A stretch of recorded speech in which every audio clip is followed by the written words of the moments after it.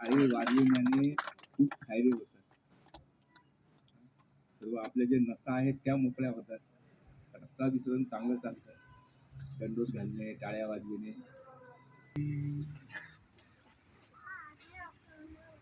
आजचा हा अनाहूत आलेला प्रसंग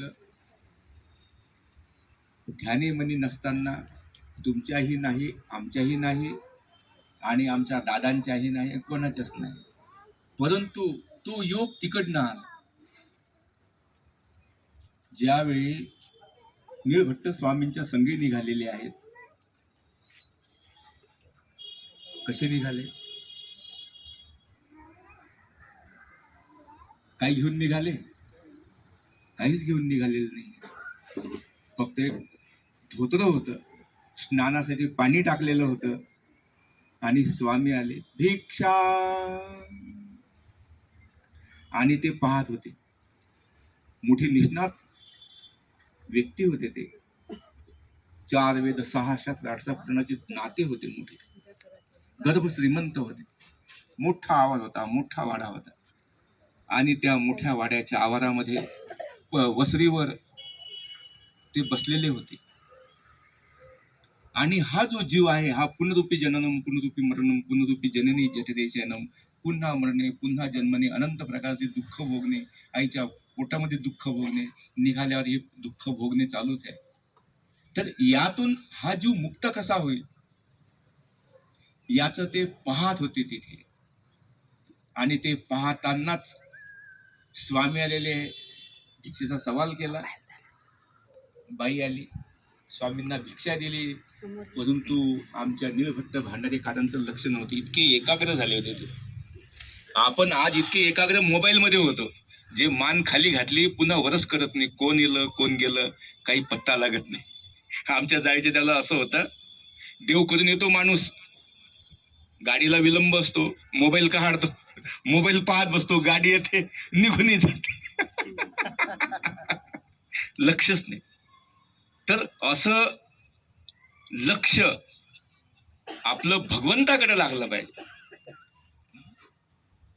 आजचा हा जो कार्यक्रम आहे, दादांच्या या मनोधर्माने, आपल्या सर्वांच्या इच्छेने हा होत असलेला कार्यक्रम.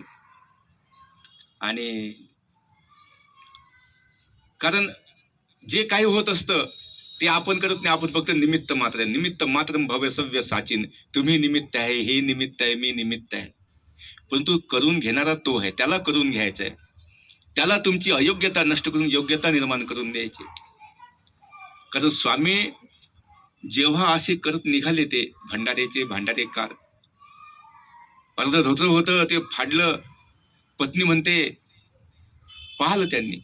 तर स्वामींनी भिक्षा मागितली. स्वामी भिक्षा घेऊन निघालेले आणि ते पाहत आहेत मनुष्य मुक्त कशाने होईल. आणि ते असं पान पलटवून दुसऱ्या पानावर पाहत आहेत. आणि स्वामींनी निघता निघता म्हटलं, भट्टो मागील फांकी पहा. म्हणजे तुम्ही जे पान उलट केलेलं आहे ते परत सवास करून पहा, असं स्वामींनी म्हटलं. स्वामी निघाले तिथून आणि त्यांनी पाहिलं, पुन्हा पान सवास करून.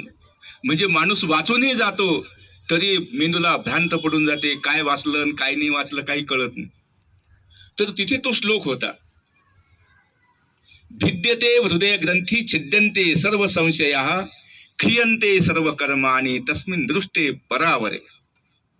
ज्यावेळी ज्ञान हृदयामध्ये भिनतं, आपल्या धमनीमध्ये रक्त वाहतं, तसं ते ज्ञान जेव्हा वाहतं, कोणतं यथार्थ ज्ञान.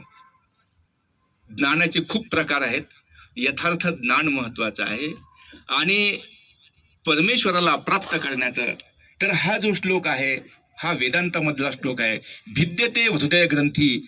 हृदयाच्या ग्रंथीमध्ये जेव्हा हे ज्ञान भिनल्या जातं, छिद्यन्ते सर्व संशयाः. आपले जे संशय असतात ते सर्व संशय नष्ट होतात. क्षीयन्ते सर्व कर्माणि. कारण श्रीकृष्ण भगवंत जे म्हणतात, तत्कुरुष्व मदर्पणम. जे जे अर्जुना तू करशील ते ते मला अर्पण कर. म्हणजे तू त्या कर्मबंधनामध्ये फसणार नाहीस. तर असं ते क्षीयन्ते सर्व कर्माने. मग आता तो जो कर्म करतो तर यामध्ये त्याचा कुठलाही हेतू नाही आहे. एक करायचं म्हणून करत आहेत आणि तेही कृष्णार्पण करून करत आहे. क्षीयन्ते सर्व कर्मानी तस्मिन् दृष्टे परावरे, त्याला प्रत्यक्ष भगवंताचा बोध होतो, पर आणि अवराचा. असा जेव्हा त्यांनी जो श्लोक वाचला, अर्थ कळला आणि तसेच उठले ते. स्वामींचं श्रीमुखी त्यांनी पाहिलेलं नव्हतं. स्वामी पुढे जात होते, ते पाठीमागून निघाले.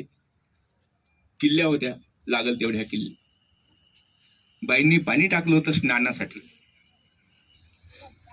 यांनी अंगावरचे कपडे काढले होते, ते जे धोतर होतं ते धोतर असं लपेटून घेतलं होतं अर्ध आणि बसले होते. 2 मिनिटाचा आपला काळ सुद्धा व्यर्थने झाला पाहिजे म्हणून ते तिथे थांबलेले होते. हे पाणी टाकल मग स्नान करत. परंतु जेव्हा तो श्लोक त्यांच्या हृदयात ठसला आणि त्यांना विचार आला की यांना तर भिक्षा भेटली, भिक्षेसाठी आले होते, भिक्षा भेटली ना, मग यांना मला सांगण्याचं काय कारण होतं? हे माझे निश्चितच माझे आप्त आहेत, माझे सुहृद आहे. अशा प्रकारे त्यांची एक प्रतीती बांधली आणि तसेच स्वामींच्या पाठीमागे निघाले. पत्नी म्हणते के जात असा, म्हणजे कुठं चालला तुम्ही? तुमचे तर स्नान राहिलं, अजून भोजन राहिलेलं आहे. ते म्हणतात हे जयाचे असे तयापाशी जात, आम्ही ज्याचे आहोत त्यांच्याकडे जात आहे. आणि तशीच ती निघाली. स्वामी खाम तलावावर आलेले आहे. करत पाणी पात्र, पाणी म्हणजे काय? हात. हात हेच स्वामींचं पाणी पात्र होतं, हेच त्यांचं पाणी होतं. त्यांचा कटोरा होता, त्यांची वाटी होती, त्यांची प्लेट होती, त्यामध्येच घ्यायचं. नदीच्या काठावर, तलावाच्या काठावर जाऊन तेथील जो पाषाण आहे त्याला स्वच्छ करायचं, तिथं ठेवायचं आणि भिक्षांना ग्रहण करायचं. इतकं जगाचा नियंता परब्रह्म परमेश्वर कशासाठी त्याला व्यसन लागलं? आपल्यालाही व्यसन लागलेलं आहे, परंतु आपले जे व्यसन लागले ते आपल्याला अधोगतीकडे नेणारे आहे. आणि भगवंताला जे व्यसन लागलं, स्वामींनी म्हटलं कवना कवनी व्यसन, कवना कवनी व्यसन, येथ जीवधरीचे हेच व्यसन, जीवांचा उद्धार करणे हेच आम्हाला व्यसन लागलं. आणि त्यामुळे इतका तो काय झाला, एकाग्र होऊन गेला त्या जीवाच्या उद्धारासाठी की त्याला अनवाहनी जो हिंडे देवभुजो. पायामध्ये चप्पल नाही, अंगावर कपडे नाही, थंडीचा दिवस असो की आणखी कुठलेही असो, उन्हामध्ये ऊन लागतं, थंडीमध्ये थंडी लागते, पाण्यामध्ये पाणी लागतं, परंतु कुठल्याही प्रकारची तमा न बाळगता इतकं व्यसन जबरदस्त लागलं जीवांचा उद्धार करण्याचा की भगवंत उद्धार करत करत फिरतच राहतो अखंड. आणि त्यावेळी निळभट्ट भांडारेकरांनी आपलं जे अर्ध धोतर होतं ते फाडलं आणि स्वामींना आसन तयार करून दिलं. स्वामी ते आसनात बसले, भोजन केलं. जो भिक्षा प्रसाद उरलेला होता तो स्वामींनी तो निळभट्ट भांडारेकरांनी खाल्ला आणि पुढे निघालेले आहे. परंतु मनामध्ये खूप जळफळाट, मी काहीच स्वामींसाठी आणू शकलो नाही, स्वामींसाठी काहीच करू शकलो नाही, इतकं अपार द्रव्य असताना असं त्यांच्या मनामध्ये खूप विवल होऊन गेले ते दुःखाने. तर स्वामींनी सांगितलं, भट्टो तुमचे मनोरथ येथून चरितार्थ गा, आम्ही तुमचे मनोरथ चरितार्थ करू, तुम्ही त्याविषयी टेन्शन घेऊ नका. तुझी चिंता त्याशी सर्व आहे, आपली सर्व चिंता भगवंताकडे आहे. आपल्याला चिंता करायची गरज नाही, आपल्याला फक्त इतकीच चिंता करायची की भगवंत कसा भेटेल, बाकी कोणतीच चिंता करू नका तुम्ही. तर त्यांचा तो मनोरथ अचलपूरला स्वामींनी पूर्ण केला. तर असं एकनिष्ठ आपण भगवंतासंग झालो पाहिजे. आज हे आचार्य श्री पालिमकर शास्त्री यांच्या पिढीची देवपूजा, नामांकित देवपूजा, या देवपूजेमध्ये तुम्हाला काष्ठप्रसाद, वस्त्रप्रसाद, नंतर ताम्रप्रसाद, सुवर्णप्रसाद, धातुप्रसाद असे सर्व प्रकार, जे वस्त्रप्रसाद असे जे सर्व वस्त्राचे म्हणजे प्रसादाचे जे आहेत ते सर्व तुम्हाला इथे भेटून राहिलेले आहे. आणि असा हा योग दादांनी आणून दिला. दादांसाठी एकदा टाळ्या वाजवा, जोरात टाळ्या वाजवा. कारण संत जे करतील ते कोणीच करू शकत नाही. आपण तर सगळे बांधलेले आहोत, परंतु आमच्याकडे काही खुंटा नाही आणि दावा नाही. तुमच्याकडे दावा आहे, खुंटही आहे. दिवसभर कुठेही जा, संध्याकाळी मात्र घरी पाहिजे. तसं आम्हाला काय नाही, जिकडे फिरले तिकडे फिरले. तर सांगण्याचा तात्पर्य असा, तो परब्रह्म परमेश्वर फिरत असतो जीवांचा उद्धार करायला. तर अनन्यश्चिंतयन्तो माम ये जनाः पर्युपासते तेषां नित्याभियुक्तानां योगक्षेमं वहाम्यहम्. आज खरं दादांना बोलायचं होतं, परंतु दादांनी माझ्याकडे दिलं. आता मलाही काय बोलावं कळत नाही.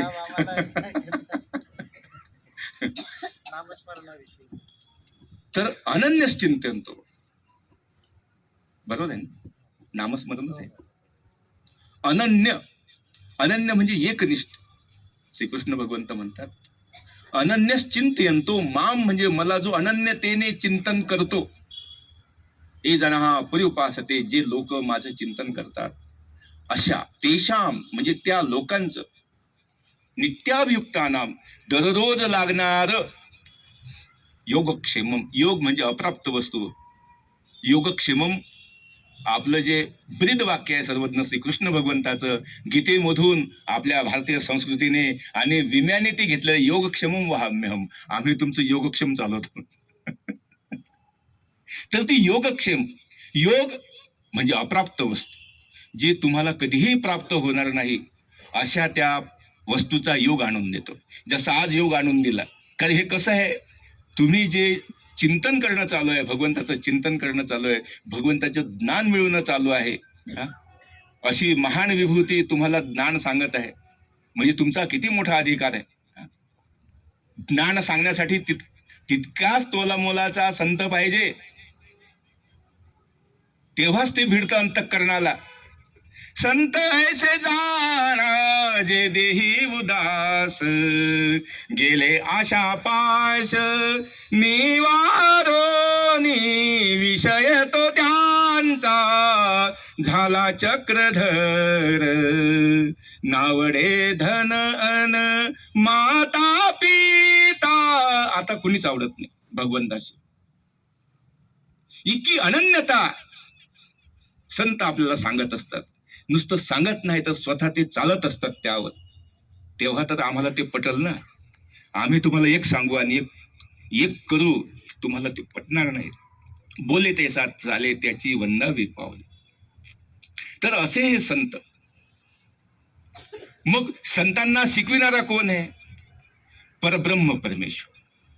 त्यांनी सांगितलं, काय सांगितलं? अनन्यश्चिंतयन्तो माम, अनन्य माझा भक्त बन, मी तुझ्या सर्व समस्या निवारण करून टाक. तर हा जो अनन्यश्चिंतयन्तो माम ये जनाः पर्युपासते तेषां नित्याभियुक्तानां योगक्षेमं वहाम्यहम्, जो माझा अनन्य असा भक्त आहे. अनन्य म्हणजे एकनिष्ठ, न अन्य, इतर नाही. कुठल्या देवाची भक्ती नाही, कोण्या जीवाची भक्ती नाही, कुठल्या भूताची भक्ती नाही, कोण्या प्रेताची भक्ती नाही. अनन्य माझा एकट्याचाच जो भक्त बनला आहे. तर याचं वर्णन करताना ज्ञानेश्वरीमध्ये ज्ञानेश्वरांनी सांगितलं, या श्लोकाचं आणखी विवेचन करताना ते म्हणतात, का तो चातक उदयले या मेघाची वास पाहे, भूमीचे उदकतया घेण्याची नाही. इतकी अनन्यता पाहिजे, जीव गेला तरी चालेल. तो जो चातक पक्षी आहे, त्याला गोदेचं पाणी दिसतं, त्याला तापीचं पाणी दिसतं, त्याला वैनगंगेचं पाणी दिसतं, त्याला कण्हांचं पाणी दिसतं, त्याला गटारीचं पाणी दिसतं, त्याला आकाशातून पडलेलं पाणी दिसतं. पृथ्वीवर सर्व पाणी पाहतो, त्याला खूप तहान लागलेली आहे. भूमीची उदकतया घेण्याची नाही, तो भूमीवर पडलेलं कोणतंच पाणी पित नाही. इतकी अनन्यता. आणि त्यासाठी तो आर्तरव फोडतो आकाशाकडे, आणि तेव्हा त्याला जितकं पाणी लागतं तितकं पाणी त्याच्या चुचीमध्ये त्याला भेटून जाते. इतकी अनन्यता पाहिजे, जीव गेला तरी चालेल, परंतु भगवंताला सोडायचं. तसंच स्वामींनी सांगितलं, धड तुटले याही जीवे परमेश्वरातीनं सांडला. जैसा माकोडे, याचा दृष्टांत पाठामध्ये माकोड्याचा दृष्टांत स्वामींनी दिला. त्याचं किती आहे, कितकुसा प्राणी आहे तो माकोडा. त्याला 6 पाय आहे, पाठीमाग आहे, पुढं त्याचं तोंड आहे, त्याला चोच आहे, पाठीमागं आहे, ते त्याचं पोट म्हणतात, कोणी ट्रॉली म्हणतात, कोणी काही म्हणतात. तर तो जसा माकोड आहे, तो जीवन पाहतो, रक्त पाहतो, किंवा आणखी त्याचं जे खाण्याचं सामुग्री आहे ते पाहतो. जर मनुष्याला त्याने जर त्याची चोच घातली, त्याची सोंड घातली, असह्य वेदना होतात, तो रक्त ओढतो तुमचं, तुम्ही त्याला ओढण्याचा प्रयत्न करता, काढण्याचा प्रयत्न करता, परंतु तुमच्याकडनं तो निघत नाही. आपल्या हाती फक्त त्याचं ट्रालीच येते पाठीमागचं. पुढचं जे तोंड आहे ते तिथंच खोवलेलं आहे त्याने. धड तुटले याही जीवे परमेश्वरा त्यांना सोडावे. इतका जरी प्रसंग येऊ द्या तुमच्यावर, तरी तुम्ही भगवंताला सोडलं नाही पाहिजे, कारण तोच एक तुमचा आधार आहे. स्वामींनी दुसरा दृष्टांत दिला, जैसा भिंगुरटी याचं. तुम्ही पाहता ना, ते त्याला मधुकर म्हणतात, त्याला भुंगा म्हणतात, काळा काळा असतो. तर तो सर्वांना होल पाडतो, परंतु कमळाच्या पाकळीला तो होल पाडू शकत नाही. इतकी नाजूक पाकळी आहे. हा, एका सेकंदामध्ये तिला होल पडून जाईल, तरी तिला होल पाडत नाहीत. आणि मग बांबू असो, तुमचे कुठलेही लाकडं असो, त्याला होल पाडून निघतो. इतकंच नाही तर महाभारत जर आपण पाहिलं, तर महाभारतामध्ये आपण पाहतो, कर्ण जो आहे, कौंतेय, पहिला कौंतेय, पांडवांचा पहिला, कुंतीचा पहिला पुत्र कौंतेय, कर्ण. तर कर्ण विद्या शिकला, परशुरामाकडून सर्व धनुर्वेद शिकला. परंतु मी ब्राह्मण आहे म्हणून शिकला, कारण त्यांनी ते 21 वेळा क्षत्रियांना या पृथ्वीवरून निक्षत्रिय करून टाकलं. परंतु ब्राह्मण आहे म्हणून तो त्याला शिकविलं. आणि मेहनत पर्वतातून उतरता उतरता गुरु महाराजांना निद्रा लागली. ते बसले, यांनी मांडी दिली, यांच्या मांडीवर परशुरामाने आपलं शीश म्हणजे मस्तक ठेवलं, डोकं ठेवलं आणि झोपले. आणि इतक्यात तो भुंगा आला. याला उठता बी येत नाही, उठलं तर गुरुजी जागे होतील, त्यांची निद्राभंग होईल, म्हणून तो उठू बी शकत नव्हता आणि हलू बी शकत नव्हता. इतक्यात तो भुंगा आला आणि डायरेक्ट त्यांच्या मांडीच्या खाली घुसला तो, आणि त्यांनी कुरतडणं चालू केलं. मांडी कुरतडून तो वर आला, रक्ताचा पाठ वाहू लागला आणि ते गरम रक्त त्यांच्या पाठीला लागलं. म्हणून त्यांनी पाहिलं, उठले ते, आणि त्यांनी सांगितलं, तू ब्राह्मण नाही.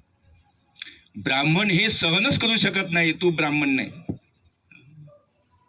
तू माझ्या संग लबाड बोलला, माझ्याकडून संग लबाड बोलून तू माझी विद्या आत्मसात केली, ही तुला कधी फलद्रूप होणार नाही.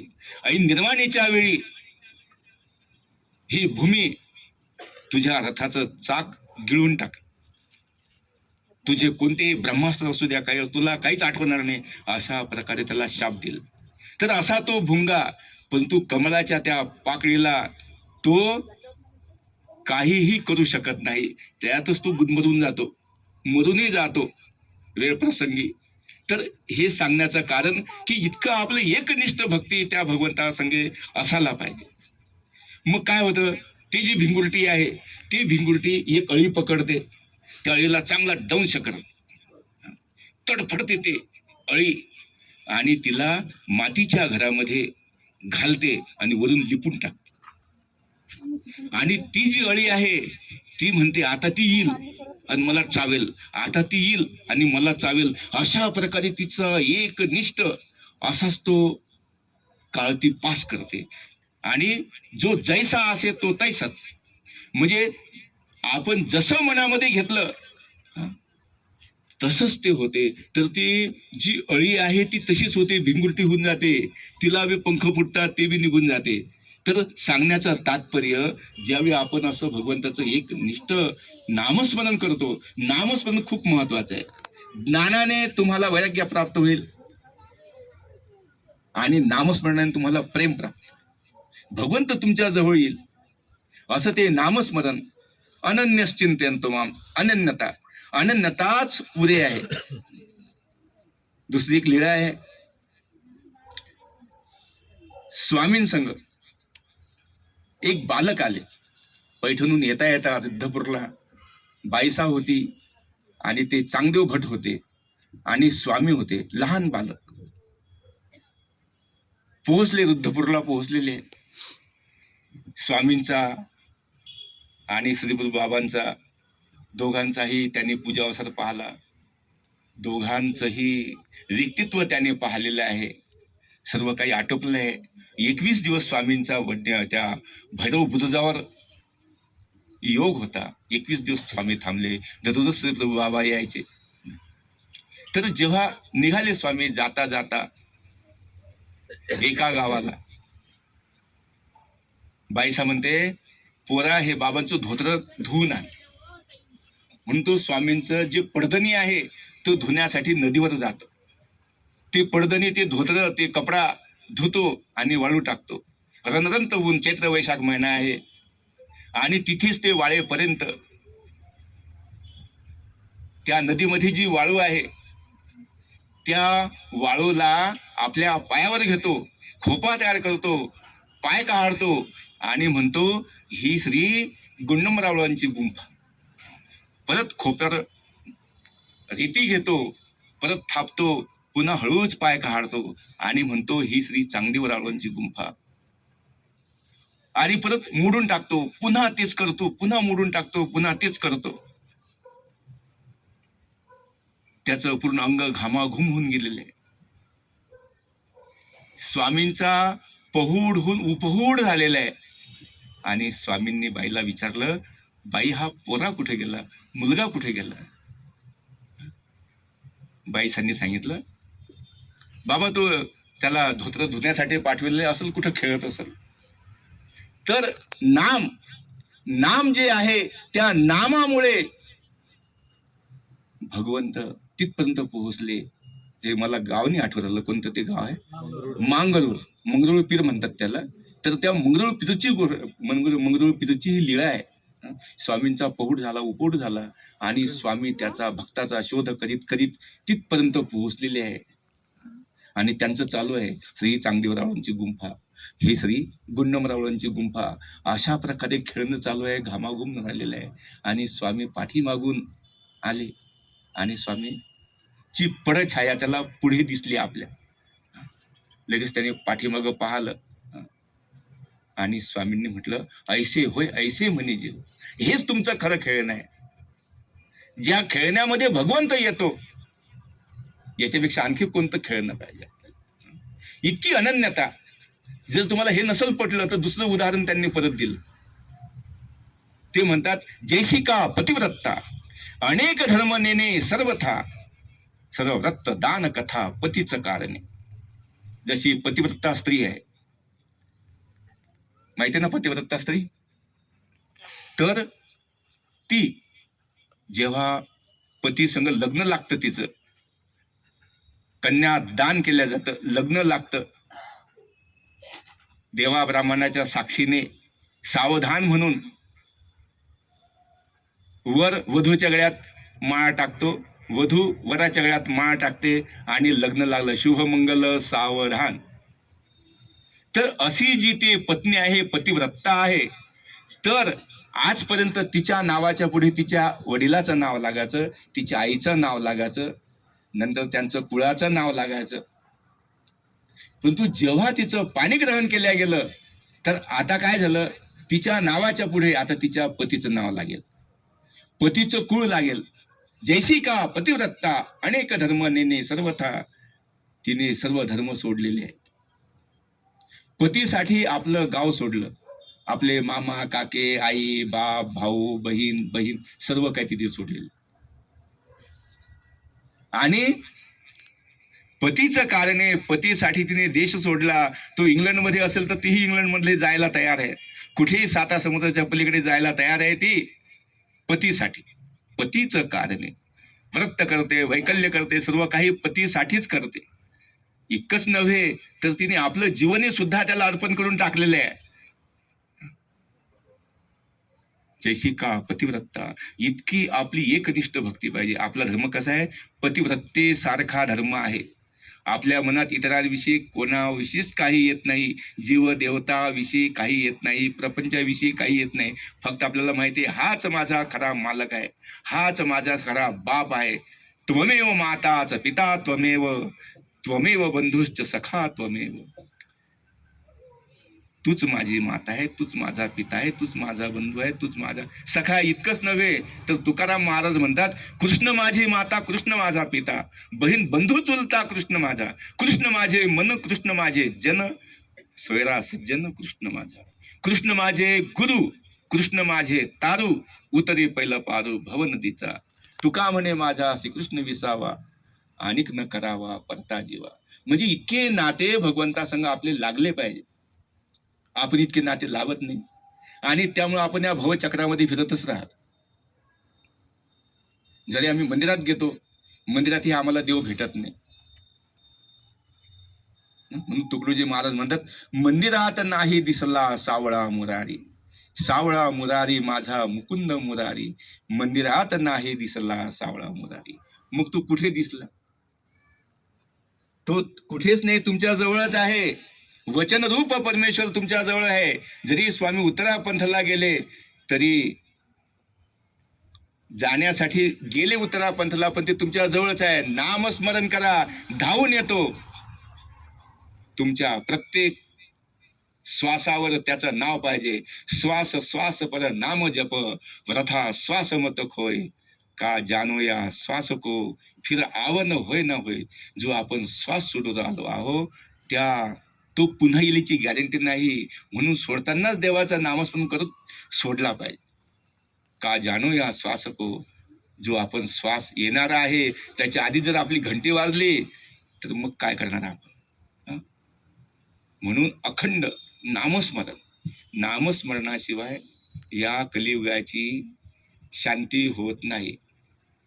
कलियुग की महिमा ऐसी, नाम जपे पावे अविनाशी, भूल नहीं जाना, भूल नहीं जाना, मंगल गुण गाओ प्रभु के, मंगल गुण गाओ. जो चालक मालक दुनिया के, उद्धारक है भक्त जनों के. जो चालक आहे, मालक आहे, धाता आहे, माता धाता पितामह, त्याला आपण कधीच विसरलं नाही पाहिजे. म्हणून स्वामींनी सांगितलं, काय सांगितलं स्वामींनी? तुम्हा शयनासनी भोजनी परमेश्वरूची होवावा किंग. तुम्हा म्हणजे आपल्या सर्वांना. शयनासनी, शयन आसन आणि भोजन. शयन म्हणजे आपण झोपताना बिस्तऱ्यावर झोपतो, टीव्ही चालू असतो आणि टीव्ही चालू असतानाच आपल्याला झोप लागू जाते. टीव्ही चालूच असतो, कोणी येतं बंद करून जात. तर तसं न होता नामस्मरण करीत आपण झोपलं पाहिजे. जर आपण नामस्मरण करीत झोपलो, मग तुम्ही 6 तास झोपले, 8 तास झोपले, 4 तास झोपले, तर हे जे झोपणं तुमचं आहे हे सुद्धा नामस्मरणामध्ये गणितीत येऊन जाईल. 4 तासाच्या अनन्य एकाग्रतेने जे नामस्मरण केलं तुम्ही, हृदयाचे धडकन, हृदयाचे ठोके ते सांगून राहिलेले, ते नामस्मरण तुमच्या भगवंताने आपल्या लेखी लावलेले आहे. जे भट्टोबास आमचे अष्टोप्रहर नामस्मरण करायचे, 4 प्रहर दिवसाचे, 4 प्रहर रात्रीचे, ते अष्टोप्रहर. परंतु 5 नाम, जे 5वं आहे निरंतर, 8वी जे निरंतर म्हणजे कुठल्याही अवस्थेमध्ये तुम्ही असा तरी ते 5वं नाम घेण्याला तुम्हाला भगवंतांनी मोकळीक दिलेली आहे. 5व्या नामाचं नामस्मरण तुम्ही निरंतर करायला पाहिजे. कारण हे असे तयाशी रक्षण, ते नामच तुमचं रक्षण आहे. तुमचं जे कवच कुंडल आहे, हे कवच कुंडल म्हणजे तुमचं नामस्मरण. भगवंत प्रत्येक वेळी तुम्हाला धावून येतो. नामाचा अभिमान नाम आठवा. भगवंताला नामाचा अभिमान आहे. जसं तुम्हाला नामाचा अभिमान आहे, जोपर्यंत तुमचं नाव घेतलं जात नाही तोपर्यंत इतक्याही गर्दीमध्ये तुम्ही पाठीमागं पाहणार नाही. ओ ओ भाऊ, ओ भाऊ, ओ भाऊ, भाऊ तुमच्याकडे लक्ष देणार नाही. जोपर्यंत त्याचं विशिष्ट नाव आहे, ते नाव तुम्ही घेता क्षणी तो कितीही गर्दीमध्ये असू द्या तुमच्याकडे पाहिल. नामाचा अभिमान, तसा भगवंतालाही नामाचा अभिमान आहे. भगवंतांनी जे नाम स्वीकारलेलं आहे तर ते नाम श्री चक्रधर. आमच्या स्वामींना श्री तो बाबांनी प्रासादिक नाव दिलेलं आहे. चक्रधरू होय म्हणे, ना होय म्हणे, ना होयची म्हणे. तर ते जे नामस्मरण आहे, ते नामाचा अभिमान, नाम आठवा, म्हणून नामाचा आपण आठव केला पाहिजे, नामस्मरण आपण करायला पाहिजे. आणि नामेची प्राप्ती जेव्हा, त्या नामस्मरणामुळेही आपल्याला प्राप्ती होऊ शकते. जे नामाचे 10 ठाय आहे, त्या 10 ठायामध्ये नाम प्राप्ती ते करी, नाम येते विघ्न हरी, नाम पडते आकाश धरी, अशी जे 10 ठाय दाखवले. आणि शेवट नाम प्राप्ती ते करी, प्राप्ती सुद्धा तुम्हाला नाम करून देऊ शकते. इतकी ताकद त्या नामात आहे. नामेची प्राप्ती जेव्हा, नामे सर्वही सिद्धची तरुमनी.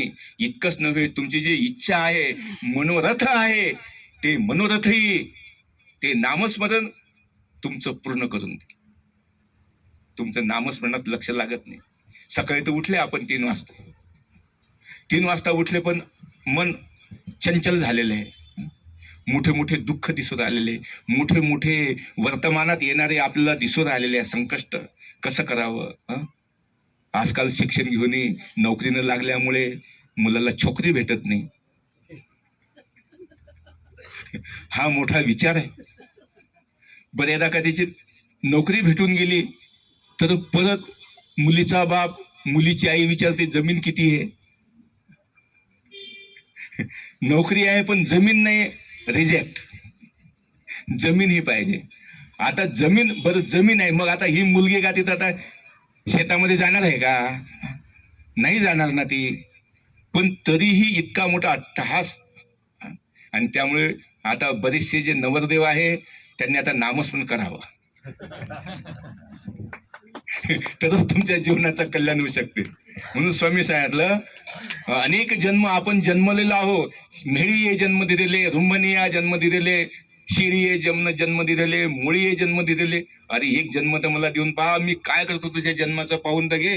म्हणून आम्ही तो विचार केला सगळं सोडून दिलं. आता आम्हाला काही लागत नाही. फक्त भगवंत. बस दे कर डोरी हाथ प्रभु के, तू एक निश्चय कर ले,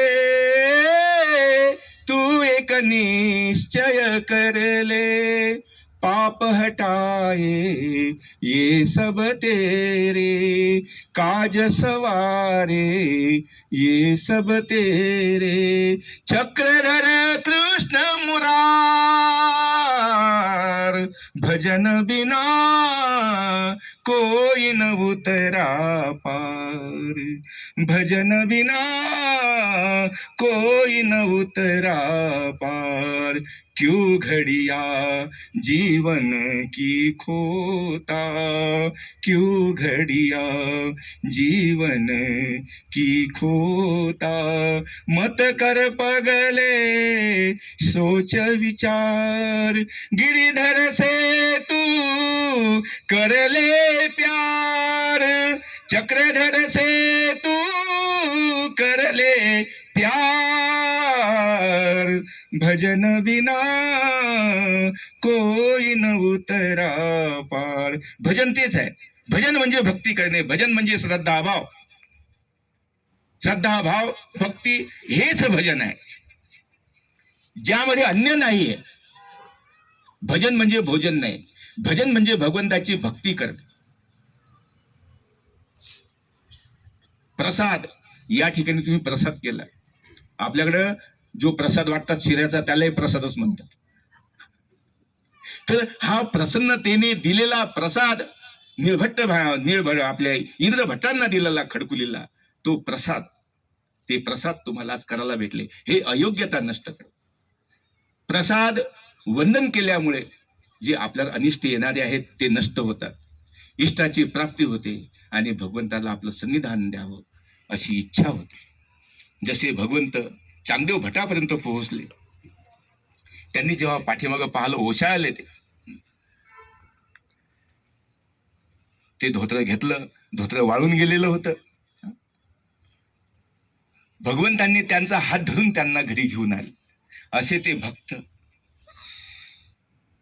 मंगरुळपीरची लीळा आहे म्हणजे नामस्मरण, अव्याहत नामस्मरण.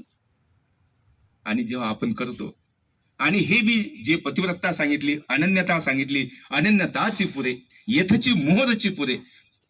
तुम्ही फक्त आमचं म्हणा, येथची मोहरची पुरे, तुमचं काम होऊन गेलं. जर आपला परिचय नाही, मग आपण काय करतो? आपल्या जवळचा जो मोठा माणूस आहे त्याचा आपण त्याला परिचय देतो. तो आहे ना, तो माझा चुलत भाऊ आहे, तो माझा आते भाऊ आहे, ती माझी बहीण आहे. म्हणजे आपण अशा प्रकारे त्याच्या संग आपला संबंध साधण्याचा प्रयत्न करतो. तसं स्वामींसंग आपल्याला जो संबंध साधायचा आहे, तर तो संबंध स्थान, प्रसाद, भिक्षुक, वासनिक हा चौयुक्तत्वी तुमच्या भेटीत देव भेट. म्हणजे हे जेव्हा चार भेटतात तेव्हा स्थान म्हणजे स्थान कोणतं? जसं काटोल आहे, रिद्धपूर आहे, मनसर आहे, माहूर आहे, हे स्थान. प्रसाद, जसे आज तुम्ही प्रसाद केले, स्वामींनी प्रसन्नतेने दिलेले जे प्रसाद आहे, स्वामींचे वस्त्र आहे ते प्रसाद, स्थान झालं, प्रसाद झालं. भिक्षुक म्हणजे आमच्यासारखे, आणि वासनिक म्हणजे तुमच्यासारखे. पण वासनिक ज्याची वास आहे भगवंताकडे जाण्याची, ज्याला प्रपंच सोडायचा आहे, भगवंताकडे जायचं आहे, तो वासनिक ज्याला इच्छा आहे अनुसरणाची. तर असे जे चौ पदार्थ भेटतात, तर त्यावेळी हे भेटल्याचा पाडू जाय, प्रत्यक्ष भगवंत भेटल्याचा पाडू जातो. आणि तेच आमच्या बाबू शास्त्रीने सांगितलं, तुमच्या भेटीत देव भेटे आणि पाडाचे गुमते.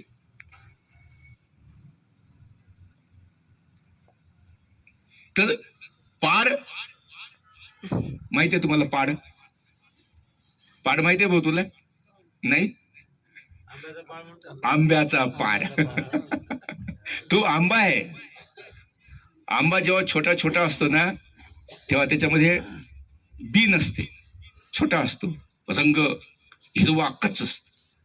जसा जसा तो मोठा होत जातो मग त्याच्यामध्ये बी येते, कोय येते, आणि जसा जसा तो पिकाला लागतो, मग आता त्याने काय केलं, संन्यासी बनला तो. आता त्याने आपले जे हिरवे कपडे होते, कपडे काढून टाकले त्याने, आणि आता गुलाबी कपडे धारण केलेले.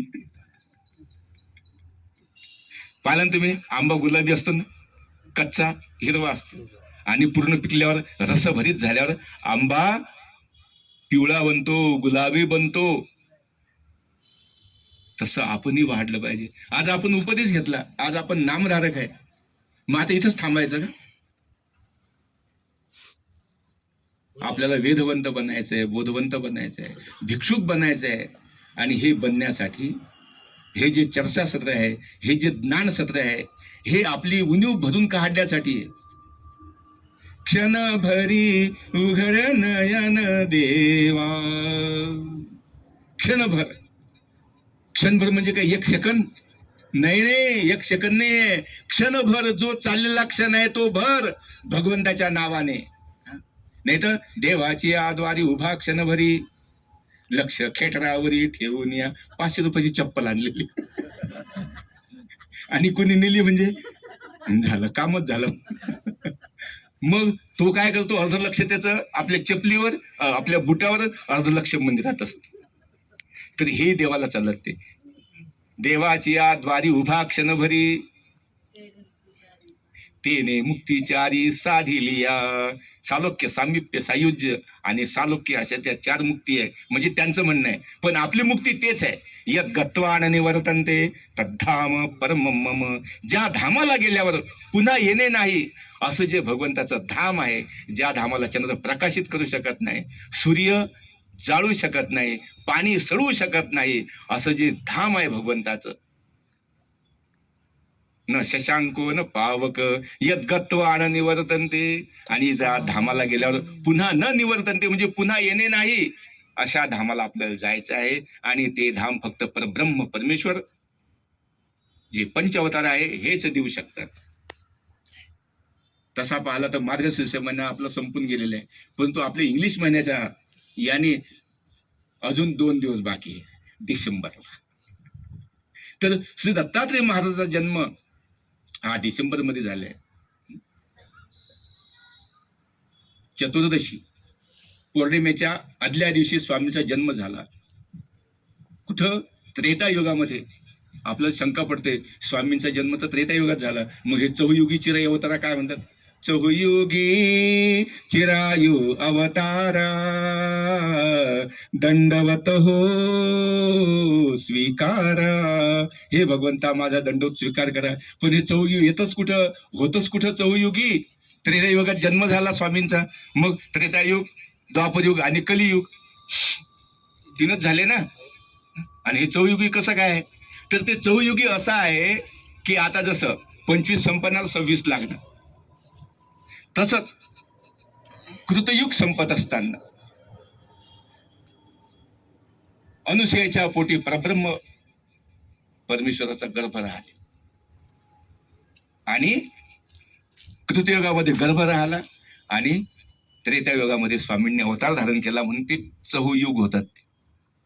अशा त्या परब्रह्म परमेश्वराचं विलक्षणता किती आहे, अनेक विलक्षणता आहे. स्वामीचं दर्शनच होत नाही. जो भाग्यवंत आहे त्यालाच होतं. आणि स्वामीचं दर्शन झालं की मुक्ती निश्चित आहे. ते बाकी सगळं संपलं. आता अयोग्यता वगैरे वगैरे सगळं संपवूनच स्वामीचं दर्शन झालेलं आहे. पूर्ण क्लीन होऊनच तो आलेला आहे आता मशीनीमधून. आता त्याची नित्य मुक्तीच आहे. हा, तर असंच दत्तात्रय प्रभू महाराजांचं अमोघ दर्शन. आणि अशा त्या चांगल्या महिन्यामध्ये मासाना मार्गशीर्षम ऋतूनाम कुसुमाकर, जे स्वामींनी सांगितलं, मासामध्ये जे 12 महिने ते मार्गशीर्ष महिना तो मी आहे, कारण त्या महिन्यात स्वामींचा जन्म झालेला आहे. आणि जे 6 ऋतू आहे त्या 6 ऋतूमध्ये कुसुमाकर म्हणजे वसंत ऋतू, सर्व संपूर्ण पालवी गळून जाते आणि नवीन पालवी, आणि तेव्हा कोयल बोलते, द्वार दया का जब तू खोले, द्वार दया का जब तू खोले, पंचम सुर में गुंगा बोले, अंधा देखे लंगड़ा चल कर पहुँचे काशी रे, दर्शन दो घनश्याम नाथ मुरी अखिया प्यासी रे. आता भागवत चालू नाही, तुम्हाला सर्वांना टाळ्या वाजवायला लावल्या असत्या, मनाला लावलं असतं. जर त्याचा दरवाजा उघडला, जर त्याने दार उघडलं, तर गुंगा, ज्याला बोलता येत नाही, तो पंचम स्वरात बोलू लागेल. जशी आमची गाणं कुकळ्या लता मंगेशकर होऊन गेलेली आहे. अंधा देखे, जो आंधळा आहे तो पाहायला लागेल. अंधा देखे लंगडा चल कर, तो जो लंगडा एव्हरेस्ट सर काबीज करल, तो त्याची कृपा असल्यावर. ते म्हणतात ना, एक मन आहे काय, काय मन आहे एक, ते खुदा मेहरबान तो गधा पैल. तसंच आहे. हा, त्याची कृपा झाली ना, काय करून टाकल तो भगवंत नेमने. पण तुमच्या जीवनाचं कल्याणच करल, इतर लोकांसारखं नाही. महादेव प्रसन्न झाला, भस्मासुराला वर देऊन टाकलं, तसं करणार नाही, त्यालाच त्याच्या हातानं भस्म करून टाक. हा, तसं इथं नाही आहे. भक्ती त्यासाठीच भगवंताची करायची आहे, इतर देवी देवतांची भक्ती करायची नाही. चमत्काराला नमस्कार करायचा नाही. हा चमत्कार एकच आहे, हा भगवंत आहे. याचं जे ज्ञान आहे, या ज्ञानाने आम्हाला भगवंत पाहायचा आहे. स्वामींसारखे जरी कोणी आले 32 लक्षणे युक्त, तरी आमच्या माहीम भट्टांनी, आमच्या आचार्यश्रींनी सांगितलं, माहीम भट्ट सुद्धा वेधून गेले. आणि त्यांनी निरोप पाठविला. ते स्वतःच गेले आचार्यांकडं. त्यांनी सांगितलं स्वामी आलेले परत. त्यांनी सांगितलं स्वामींनी आता पुन्हा तुला दर्शन नाही, पुन्हा संबंधीच तुला दर्शन होईल, आता येणे नाही. मग हे कोण आले? म्हणे भट्टू, आता तुम्हीच विचार करा आणि तुम्हीच त्यांना प्रश्न करा. तुम्हाला जो प्रश्न स्वामींनी विचारला तोच प्रश्न तुम्ही त्यांना विचारा.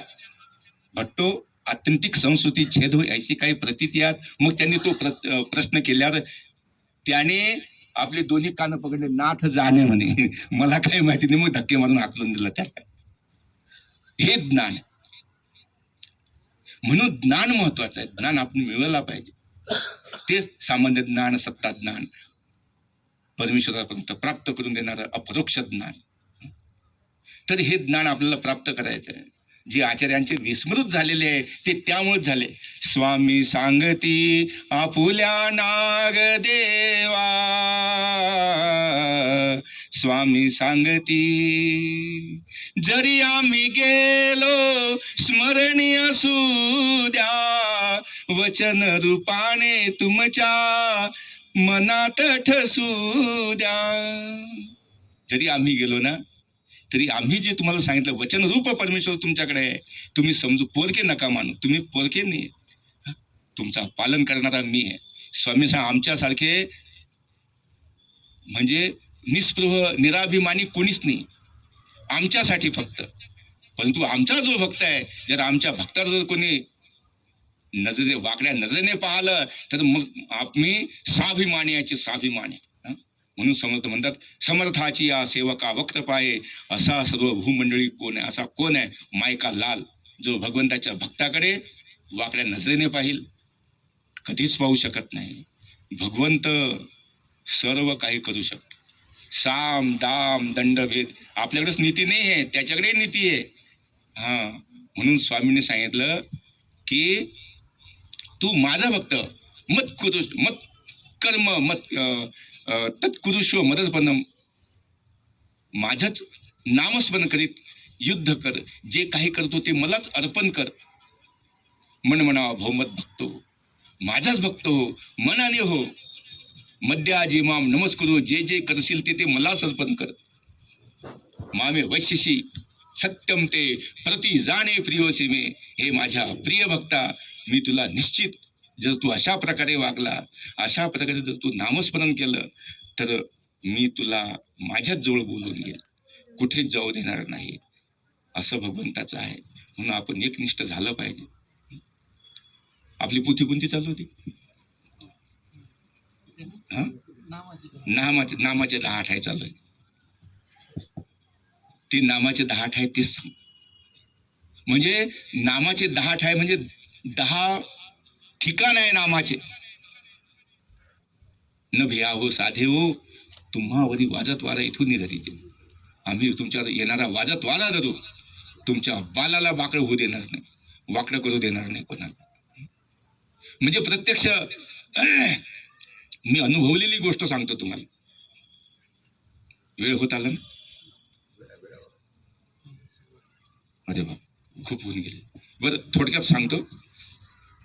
तर आमचा आश्रम हिसवळला होता, नाशिक जिल्ह्यामध्ये. आमचे श्री गुरुजी तिथेच वारलेले.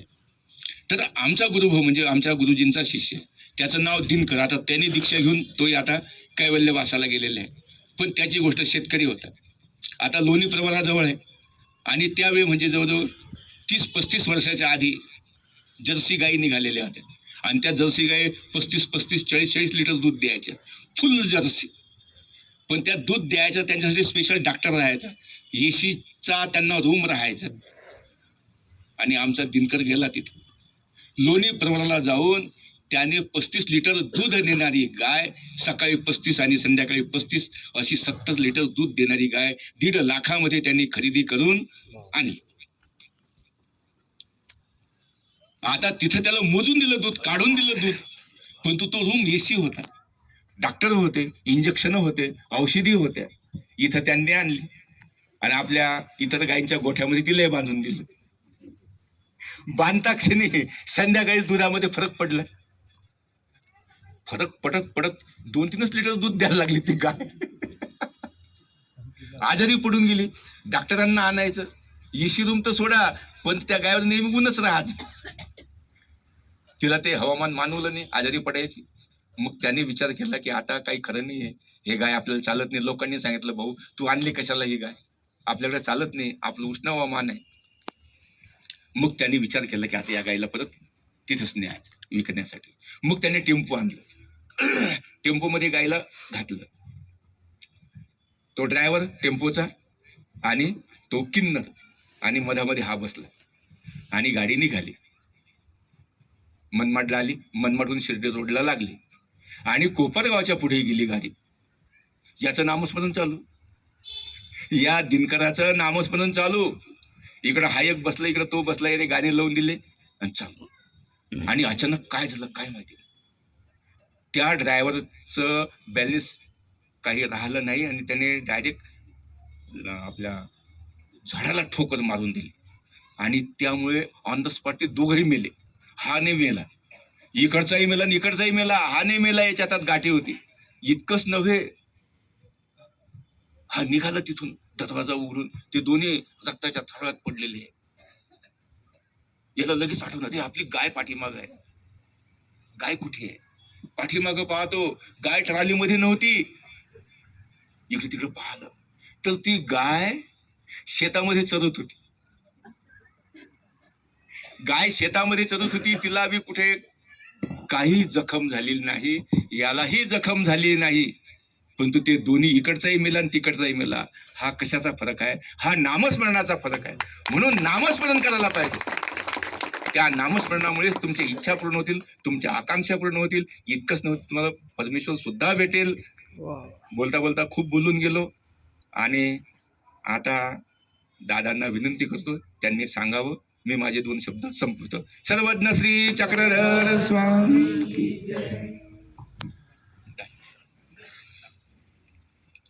आता वेळेत आपण बांधलेलं